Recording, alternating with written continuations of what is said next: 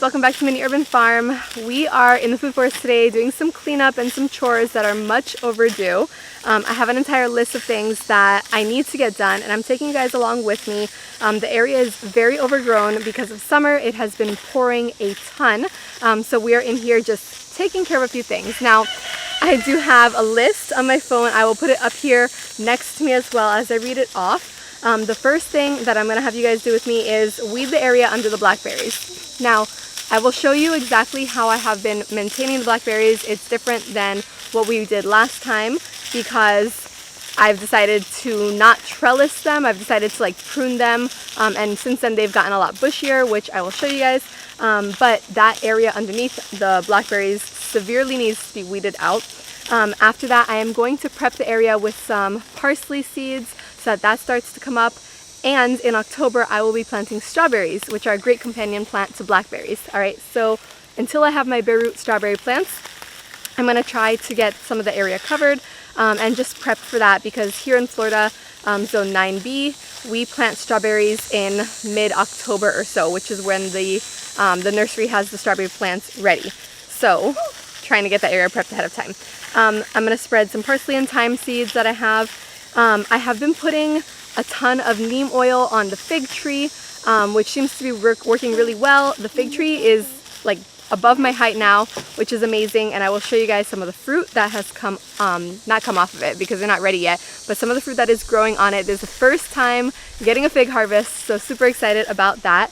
And then I do need to check on the deer fencing for the food forest because we've had some issues, and I will tell you guys about those. Alan is working on brush cutting the paths, and the girls, as you can see back there, are kind of taking all of that weeded material and grass and all of the stuff that he's brush cutting the paths with, and they're taking it and putting it in a wheelbarrow and dumping it into the chicken coop. All right, I'm also going to use some of that to make another batch of my JLF fertilizer, which is, I think it's called Jadam, something like that, Jadam liquid fertilizer. I'll leave it on the screen here. I talked to you guys about that in my last food forest tour, and since I poured it on my blackberries and my figs and my moringa is currently about 12 feet tall, maybe a little bit more than that actually at this point, and the fig has exploded. So that is definitely working out great. I'm gonna make tons more of that and pour it on everything. And then I am gonna cut down my moringa tree so that it grows bushier and I can harvest some of the leaves. All right, I will show you guys everything I'm doing, so let's go ahead and get started. We have a long day ahead of us. All right, so while I've been filming, Alan's gotten started early. All of this was brush and weeds as high as I am, all right, as tall as I am. And this little thing, all right, I will say I'm rather impressed with it. All right, we got this off Amazon. Let me just show them really quick. Hello. Hi. You're all sweaty. All right, so you see, don't turn it on. All right, so it has this little blade. I was looking for something that was a weed whacker. I brought my dad's weed whacker out here and it did not go very well. This little blade is like a metal blade, but the actual thing comes with a whole bunch of other blades, and it's really light. I mean, the whole thing weighs maybe what, 2-3 pounds, you would say? Probably. No more than that, and you can adjust it. I mean, I'm rather impressed with this. I will link it. Yeah, I mean, it's super light, super easy to put together, and it has a whole bunch of blades, and I love that it folds down. Mira, just if you could condense it down to the lowest setting, or the lowest, yeah, this is amazing, and it works absolutely great. We have been going through this kind of brush, you guys. These are the weeds that are in here. These are 3 or 4 feet tall, and it just goes yeah, exactly, and it just goes straight through it. And now look at this path that he was able to create, and I mean, we've been out here for maybe 10 minutes, and this is the amount of work that this little thing has put in so far. So I will leave this in the description box below, and yeah, I think it's working great so far. All right, so one of the main issues I've been having with this food forest is that the weeds and the stuff that I don't want growing in the food forest grows so quickly, whereas the stuff that I plant grows really slowly. All right, this machine, this little brush cutter thing, it's not a weed whacker. I searched for a brush cutter, and I did a lot of research on what kind of tool I would need in order to clear this space and to clear paths. I've decided I'm gonna leave the paths as grass or weeds or whatever for right now. That might change in the future, but I did make a whole pro and con list of why I'm deciding on these kind of paths for the food forest. If you guys want, comment below, and I'll share my reasons for the grass weed paths, the natural paths, in a different video if you guys want that. But we needed something to maintain it, and this little brush cutter thing works out great. One, because it's not a lawnmower, right? It's really thin, it's really lightweight. I can use it, and it stores really quickly. It charges, it's electric, right? It has batteries, it comes with 2 batteries. So that just works out really well for us right now for what we need. But then also it's not like a giant brush cutter. We have taken the brush cutter through this area multiple times, and it works, right? And it works fine, but we have to go rent the brush cutter, get it into the truck, come out here with the brush cutter. It takes gas, it runs out of gas. Such a nightmare, and it's expensive to rent it. This little thing is like half the cost of renting the brush cutter, and it's worked out much better than the brush cutter at this point. So I would definitely recommend that. We're trying it out for the first time, but I think that this is going to be the long-term solution for maintaining paths in here, so I'm very excited about it. Now let me show you what happened with the fencing. Okay, so I know it's not very visible, but we have this fencing all around the food forest, and I think it goes up to about 7 or 8 feet. And if I zoom in here, you can see there's like this plastic mesh type thing. It's just like deer rabbit fencing. It comes in little rolls from Home Depot or Amazon. But what was happening, and I can zoom in here, what's happening is all of the weeds were vining up this fencing, right? Which is not horrible. And what was happening is all of these vines were growing up this fence here, right? And just bringing down the fence. Kind of like this, all right? They get stuck in the fence, and then the fence like won't come up, and I had to rip it off, all right? And it was just such a nightmare. I ended up with rashes all over me, not from the muscadine vines, but there's like some poison sumac type things in here as well. And it became a nightmare because all the deer kept getting in because this fencing just kept coming down. So after spending 4 or 5 hours out here to actually remove all of the vines from the exterior of the fence, putting back up the fence, and getting rid of all the vines, not only did I end up with a series of rashes along my entire body, which is super unpleasant, and I'm still recovering from that, we decided I needed a better way to do that, because manually doing it, definitely not a good idea. Also, if you're doing that, just make sure you have gloves and like a long sleeve shirt. I did the opposite of that, and it did not go well. So that is where that brush cutter comes in. Not only for the pathways in the food forest, look how much clearer that looks, you guys, it's insane, but also for the outside of the deer fencing to get underneath the vines. All right, so the next thing that needs to be done while they are taking care of brush cutting and getting all that stuff into the chicken coop is weeding the blackberries, all right, or weeding underneath the blackberries. Now this, I think it's called a saddle hoe or a scuffle hoe or something like that. I'll leave it here on the screen somewhere. I got this also off Amazon for about 20 bucks. The main reason, right, because I'm used to weeding by hand, the main reason that I got this is because I am pregnant and I don't want to be bending over nonstop to do this. So I figured maybe with this machine or this tool, and it's like adjustable, right, so I can stand up, I'll do this. While I do this, maybe that'll be better. I'm testing it out. I did try it for the first time a couple days ago, and I just did like a little patch. Seems to work so far, but we'll see.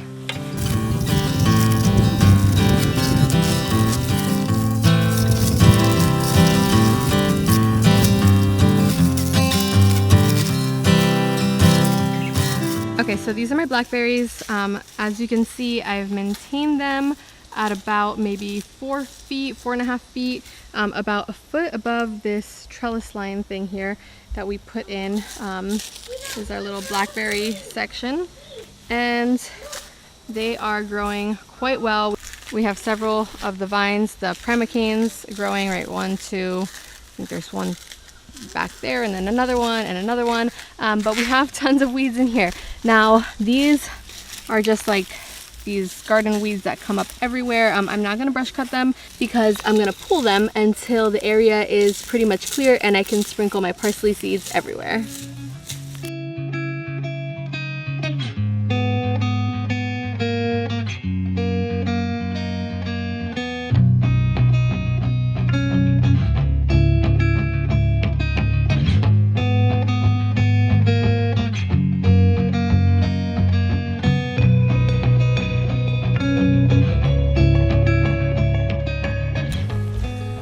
Okay, so taking a little bit of a break here. I did use the tool for a little bit.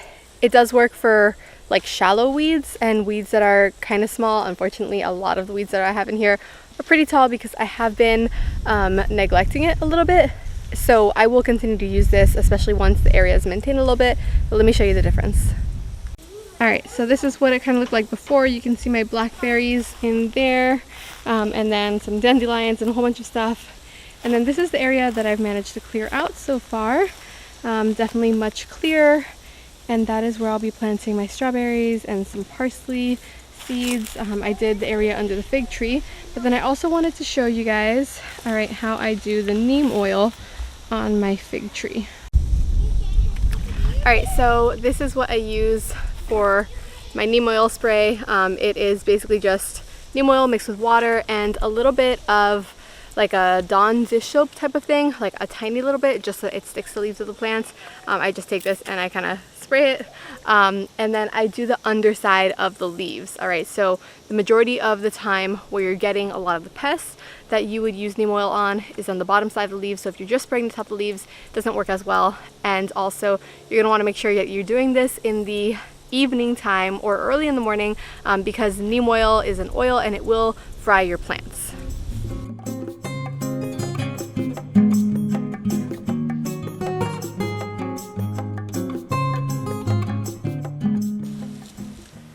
All right, so while I'm taking a little bit of a break here, I thought I'd go ahead and show you guys the parsley seeds and maybe start spreading them in the areas that I've actually gotten cleared underneath the blackberries.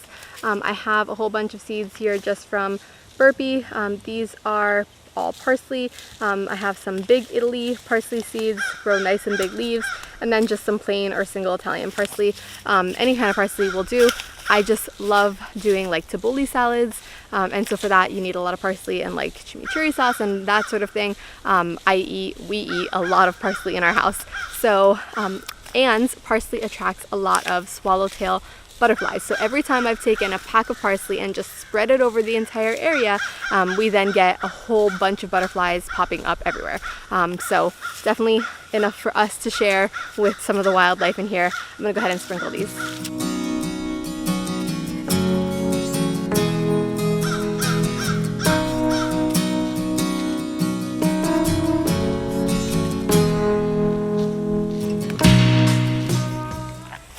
Alright, so it is time to use the rest of this up and make another batch of this.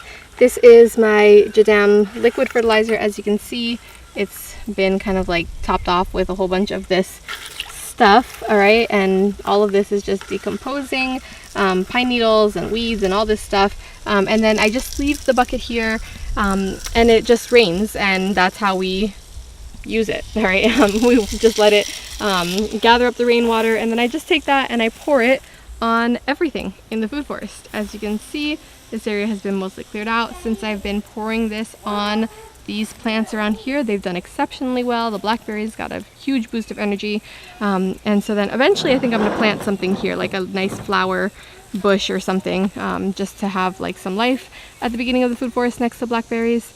But yeah, let's go ahead and make a new batch of this.